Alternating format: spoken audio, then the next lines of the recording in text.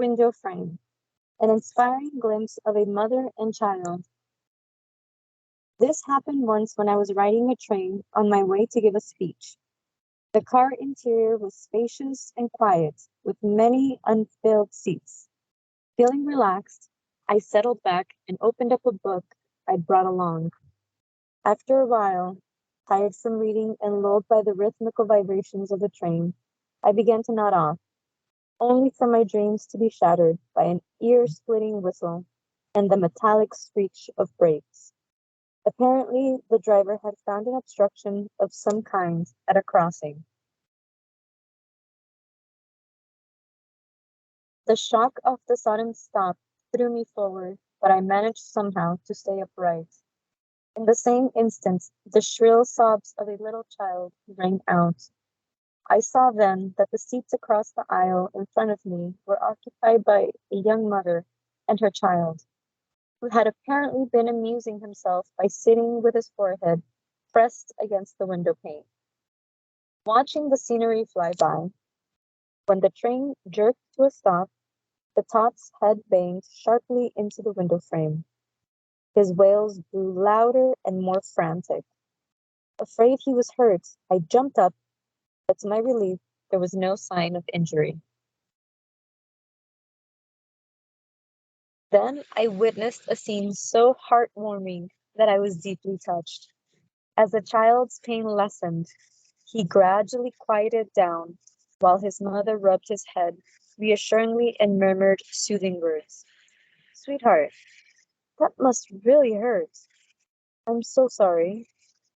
I'll rub it for you and make the pain go away. But you weren't the only one who got hurt. That poor window frame did too. Let's rub it and make it feel better, shall we? The tot nodded.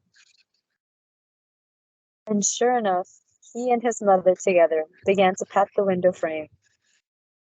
I felt chastened, chastened, for I had assumed she would say something more on these lines. That must really hurt. I'm so sorry. It's all the fault of this naughty window frame.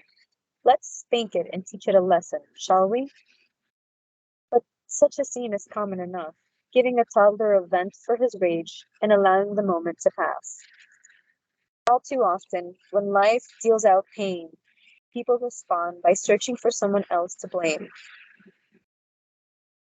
Perhaps, I reflected, we parents implant this response in our children without meaning to. The child is father of the man, goes the saying. And surely, parents have enormous influence in shaping the character of small children. People who think only of themselves and cannot empathize with others end up in the darkness. Those who would enter the shining pure land must take the high road of benefiting others as well as themselves. For benefiting others is indeed inseparable from benefiting oneself. I left the train wishing true happiness to that mother and child with all my heart. Oh, I love the story. It's so beautiful. Um, yeah, it's a big teacher on reciprocity. And I mean, it always comes back to the law of cause and effect and having more mindfulness around the intention behind our actions and how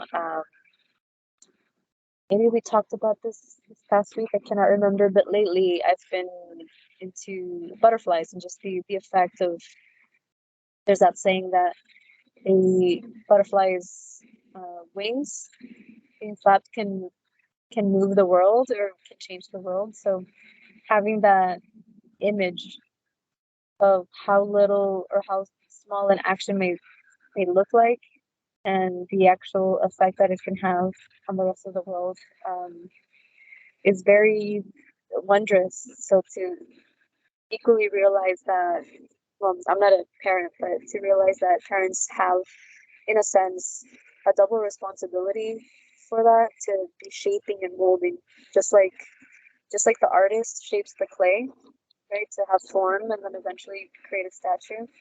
There's constantly shaping and molding the hearts and uh, the brains of of the children. So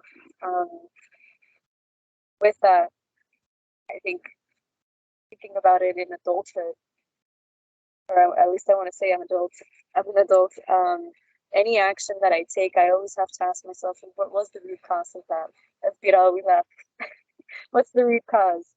And I usually it goes back, as far back as I go into the work, and it usually comes back to maybe a situation or the way my interactions with my parents were held. So that says a lot about how we can move forward in a more mindful way, in a more